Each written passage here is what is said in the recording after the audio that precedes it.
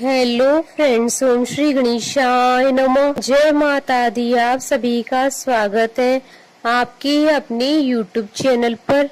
आप सभी को नवरात्रि की हार्दिक शुभकामनाएं। फ्रेंड्स, आज हम आपको इस वीडियो में बताने जा रहे हैं नवरात्रि के 8वें दिन अर्थात दुर्गा अष्टमी के दिन माँ दुर्गा जी की 8वीं शक्ति माता महागौरी जी की आराधना करने की पूजन विधि, व्रत कथा, महत्व और आज के दिन माँ को प्रसन्न करने के लिए क्या भोग लगाया जाए और कौन सा फूल चढ़ाया जाए और साथ ही नवरात्रि के 8वें दिन किए जाने वाले उपायों के बारे में। फ्रेंड्स, वीडियो शुरू करने से पहले आपसे रिक्वेस्ट है, अगर आप हमारे चैनल पर नए हैं और आपने अभी तक चैनल को सब्सक्राइब नहीं किया है तो प्लीज सब्सक्राइब कीजिएगा चैनल को, साथ ही प्रेस कीजिएगा बेल आइकन को, जिससे नए वीडियो से रिलेटेड नोटिफिकेशन आपको तुरंत प्राप्त हो सके। और वीडियो पसंद आने पर वीडियो को लाइक और शेयर जरूर कीजिएगा ताकि सभी भक्तों को इस वीडियो का लाभ प्राप्त हो सके। और कमेंट बॉक्स में जय माता दी जरूर लिखिएगा। या देवी सर्वभूतेषु माँ गौरी रूपेण संस्थिता नमस्तस्यै नमस्तस्यै नमस्तस्यै नमो नमः। नवरात्रि की अष्टमी के दिन माँ गौरी का पूजन किया जाता है। कुछ लोग अष्टमी के दिन कन्या पूजन करते हैं तो वहीं कुछ लोग नवमी के दिन कन्या पूजन करते हैं। माता महागौरी अत्यंत ही करुणामयी और दयालु हैं। जो भी साधक माँ की सच्चे मन से आराधना करता है, माँ उस पर अपनी कृपा बरसाती है। माँ को महागौरी के अलावा श्वेतांबरा और वृषारूढ़ा के नाम से भी जाना जाता है। नवरात्रि के 8वें दिन माता महागौरी की पूजा की जाती है।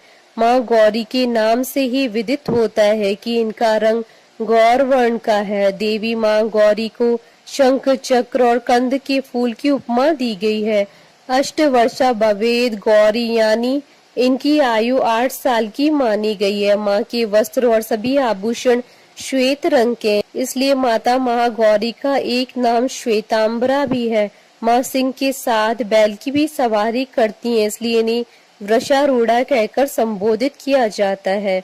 माता महागौरी की 4 भुजाएं हैं, जिसमें दाहिना हाथ अभय मुद्रा में है तथा नीचे वाले हाथ में त्रिशूल धारण कर रखा है। ऊपर वाले बाएं हाथ में डमरू धारण कर रखा है और नीचे वाला हाथ वर मुद्रा में है। माता की मुद्रा बहुत ही शांत है। माँ गौरी की पूजा करने से अलौकिक सिद्धियों की प्राप्ति होती है। माँ का विधि विधान से पूजन करने पर उनके भक्तों की जीवन की सभी कष्ट दूर हो जाते हैं। देवी महागौरी की कृपा से असंभव से असंभव कार्य भी संपन्न हो जाते हैं। इसलिए नवरात्रि की अष्टमी के दिन ध्यान, स्मरण, पूजन, आराधना भक्तों के लिए सदैव शुभ रहती है। माता महागौरी के पूजन से मनुष्य सत्य की ओर अग्रसर होता है और असत्य का त्याग करता है। माता महागौरी की कृपा से उनके साधकों के जीवन के सभी कष्ट समाप्त होते हैं और उन्हें जीवन के सभी सुखों की प्राप्ति होती है। फ्रेंड्स, अब आइए जानते हैं नवरात्रि के 8वें दिन माता माँ गौरी की आराधना करने की पूजन विधि के बारे में। इस दिन साधक को प्रातः काल स्नान करने के बाद स्वच्छ वस्त्र धारण करने चाहिए। इसके बाद एक लकड़ी की चौकी पर माँ की प्रतिमा को स्थापित करना चाहिए। प्रतिमा स्थापित करने के बाद माँ को लाल चुनरी चढ़ानी चाहिए। इसके बाद माँ को स्वाग का सभी सामान अर्पण करना चाहिए। इसके बाद माँ को फल, फूल, नैवेद्य आदि अर्पण करना चाहिए और माँ की कथा सुनकर धूप व दीप से आरती उतारनी चाहिए। इसके बाद माँ को हलवा, चने, पूड़ी और नारियल के प्रसाद का भोग लगाना चाहिए। अष्टमी के दिन कन्या पूजन करना श्रेष्ठ माना जाता है। अष्टमी और नवमी पर लोग कन्या पूजन करके नवरात्रि का समापन करते हैं। इनमें कन्याओं की संख्या 9 होनी चाहिए, नहीं तो 2 कन्याओं की पूजा भी कर सकते हैं। कन्याओं की आयु 2 साल से ऊपर और 10 साल से अधिक न हो। भोजन कराने के बाद कन्याओं को दक्षिणा देनी चाहिए। कन्याओं के साथ लांगुर अर्थात लड़के को भी बैठाना चाहिए। फ्रेंड्स, अब आइए जानते हैं नवरात्रि के 8वें दिन किए जाने वाले उपायों के बारे में। आज के दिन शीघ्र विवाह और मनचाहा जीवन साथी पाने के लिए माँ गौरी की आराधना की जाती है। जो भी जातक माँ गौरी की आज आराधना करता है, माँ गौरी शीघ्र प्रसन्न होकर उन्हें मनचाहा जीवन साथी प्राप्त होने का वरदान देती है। माँ गौरी ने खुद तप करके भगवान शिव जी को वर के रूप में प्राप्त किया था। ऐसे में वह अविवाहित लोगों की परेशानी को समझती है, उनके प्रति दया दृष्टि रखती है। यदि किसी के विवाह में विलंब हो रहा है तो वह भगवती माँ गौरी की साधना करे तो मनोरथ पूर्ण हो जाता है। आज के दिन माँ गौरी की पूजा करने के लिए सबसे पहले लकड़ी की चौकी या मंदिर में महागौरी की मूर्ति अथवा तस्वीर स्थापित करें। इसके बाद चौकी पर सफेद वस्त्र बिछाकर उस पर माँ गौरी यंत्र रखें और यंत्र की स्थापना करें। माँ सौंदर्य प्रदान करने वाली है। हाथ में श्वेत पुष्प लेकर माँ का ध्यान करें। ध्यान के बाद माँ के श्री चरणों में पुष्प अर्पित करें तथा मंत्र सहित माँ भगवती का पंचोपचार विधि से अथवा षडोपचार विधि से पूजन करें तथा दूध व नैवेद्य का भोग लगाएं। तत्पश्चात ओम ऐं ह्रीं क्लीं चामुंडाय विचे मंत्र की तथा साथ ही ओम महागौरी दैव्य नमः मंत्र की 21 माला का जाप करें तथा मनोकामना पूर्ति के लिए माँ से प्रार्थना करें।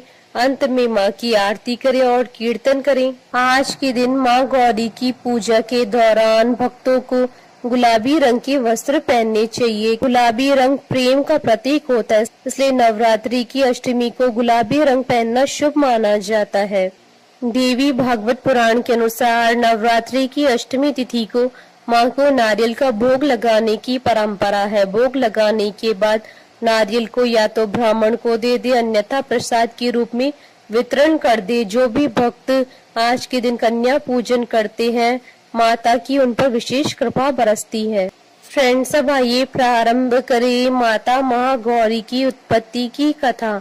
माँ पार्वती ने भगवान शिव जी को अपने पति के रूप में पाने के लिए बड़ी कठोर तपस्या की थी। उनकी इस तपस्या के कारण उनका शरीर काला पड़ गया था। जब माँ की कठोर तपस्या के कारण भगवान शिव जी का सिंहासन हिलने लगा तो उन्होंने माँ पार्वती को पत्नी के रूप में स्वीकार कर लिया और उनके पूरे शरीर को गंगा जल से धोया।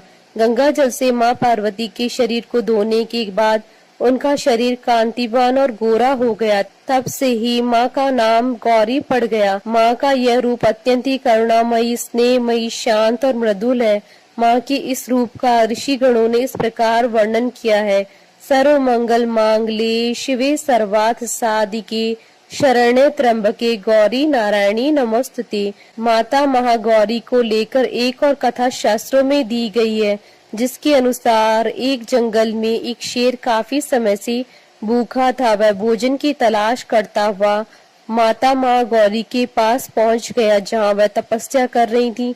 वह शेर अत्यंत ही भूखा था और माँ को देखकर उसकी भूख और ज्यादा बढ़ गई, लेकिन वह भी वहीं बैठकर माँ की तपस्या का खत्म होने का इंतजार करने लगा।